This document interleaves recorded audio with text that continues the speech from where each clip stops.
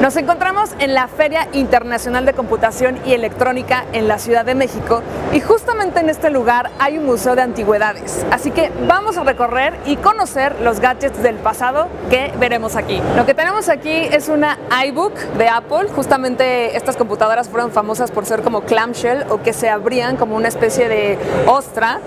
Y después la que más llamó la atención fue esta de aquí, que fue la iMac. Esta es la computadora que marcó el regreso de Steve Jobs en aquella época, como en 1998. Un dato curioso es que esta versión, Steve Jobs se enojó muchísimo porque el CD tenía un botoncito y él no quería que cuando sacaras el CD apretaras un botón. Él quería que fuera como esta versión en donde tú solamente metías el CD y ya podías reproducir música. La gran novedad de estas computadoras fue la innovación en el diseño y que tenía muchos colores, aunque el mouse no fue muy exitoso.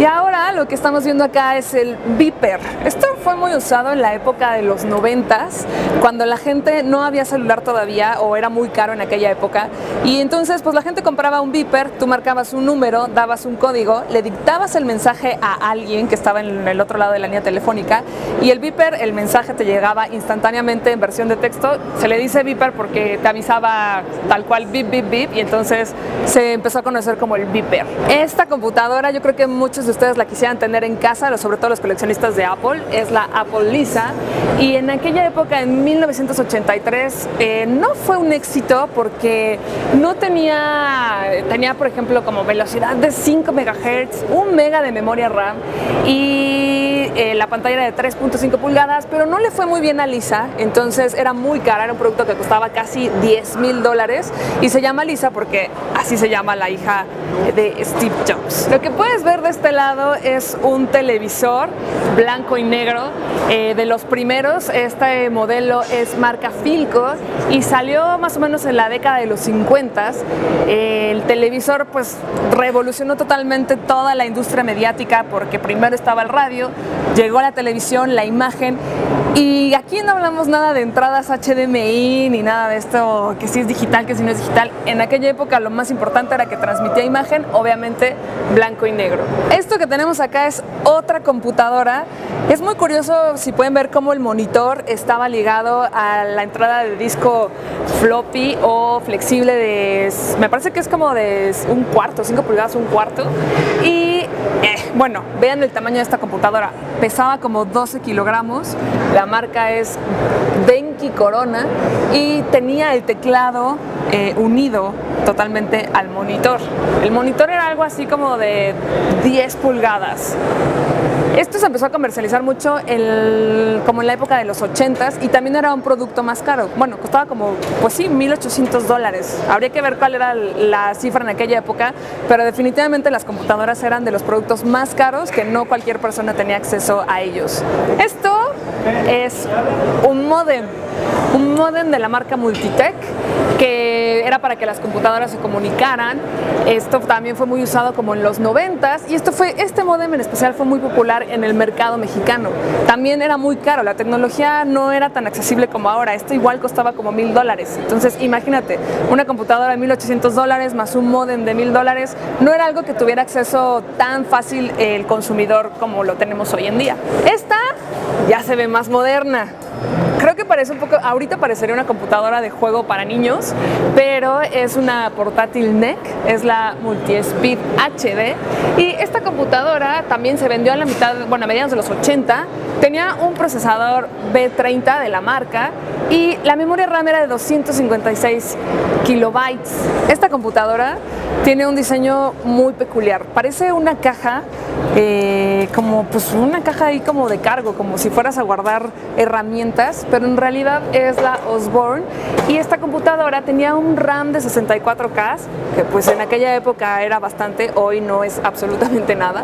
El monitor es de 5 pulgadas y bueno, contaba con 2 unidades de almacenamiento.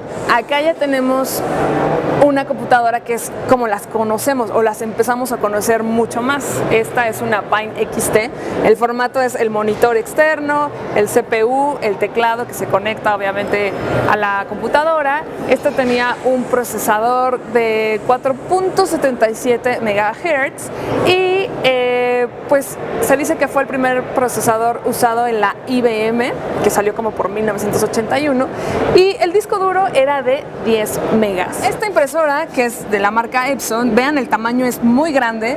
Lo que hacían estas impresoras es que, bueno, imprimían de izquierda a derecha, pero lo hacían con puntos. Entonces tú ibas escuchando un ruido como era muy lenta y poco a poco iba saliendo la tipografía, pero no es como la tipografía de que podías escoger la letra y el formato y el color. No, aquí todo salía color negro gris.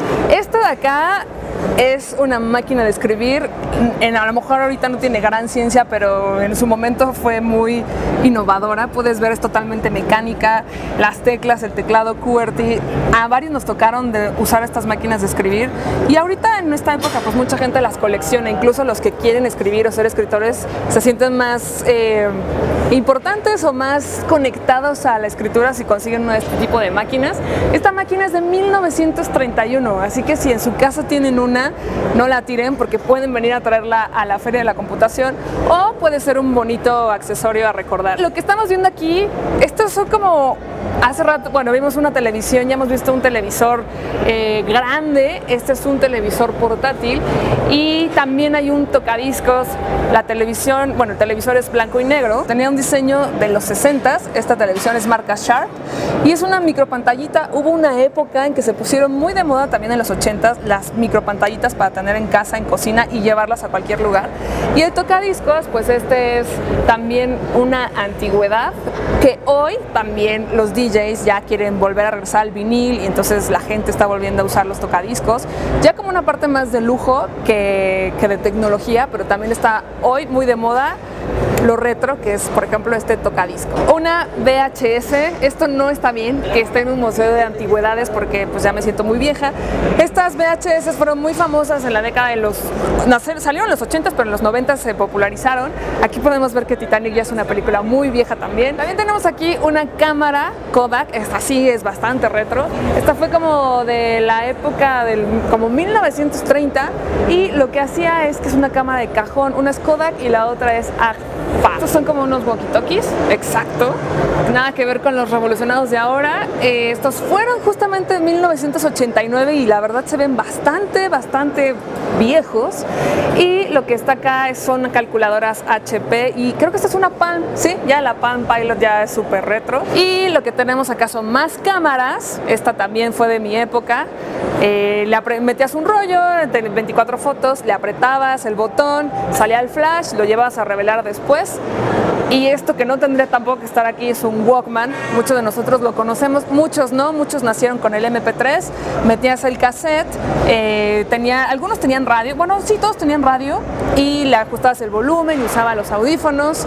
Por supuesto acá tenemos los teléfonos. Este sí es muy antiguo, como de la época de mis abuelos, que siempre tenían pues imágenes de enamorados. Este ya fue como un teléfono más digital, y esto ya era como un mega teléfono portátil que sacó Sony como en 1994, que llamó mucho la atención porque tenía el auricular y tenía integrados los botones. Y esto que tenemos acá es un proyector de 8 milímetros. Mucha gente tenemos en casa este tipo de cintas, pero ya no pudimos volver a verlas porque ¿dónde ibas a reproducirlas? Este proyector salió como en los 60s, y la que tenemos acá es una cámara de 8 milímetros. Esta también salió en los 60s, era el modelo el Matic 8 y tenía 4 velocidades de grabación. Obviamente se grababa todo en cinta. Ya lo que tenemos acá, para muchos también les va a parecer muy retro, para otros no, es un Atari, famosísimo Pac-Man, Space Invaders. Este Atari pues tenía este control con el joystick, y es famoso por ser pues un ícono de los videojuegos. Tenía como 128 bytes de memoria RAM, imagínense, y necesitabas obviamente cartuchos para jugar. Y el que tenemos acá es el Game Boy. Es que yo amo el Game Boy. El Game Boy fue mi primera consola de videojuegos en la vida, con Tetris. Aquella época había un juego de Los Simpsons, de Rico McPato, y pues fue como muy innovador. Y también Mattel hizo un juego electrónicos en 1976 que era DS, obviamente antes del Game Boy. Estamos en la sección de videojuegos. Aquí ya tenemos el GameCube de Nintendo y un Wii. Un Wii no tendrá que estar en el Museo de Antigüedades todavía. Digo, salió como en el 2006, 2007 más o menos. Y bueno, acá también ya tenemos la clásica NES de Nintendo. También salió como por los 90s en México, Nintendo 64 y el Super Nintendo. Y ya para finalizar, lo que estamos viendo acá son tarjetas RAM, memorias SD, USB de la marca Kingston, que bueno, puedes ver un poco también cómo ha sido la evolución según el gadget que estás usando. Esto es un poco de lo que te puedes encontrar en el Museo de Antigüedades de la Feria Internacional de Computación y Electrónica. Vale la pena darse una vuelta y sobre todo recordar que no importa qué gadget tengas en casa, siempre tiene un valor. Obviamente, si ya no lo quieres usar, lo puedes donar, y si no lo quieres donar, lo puedes reciclar, pero es muy interesante ver cómo ha evolucionado la tecnología de antes hasta nuestros días.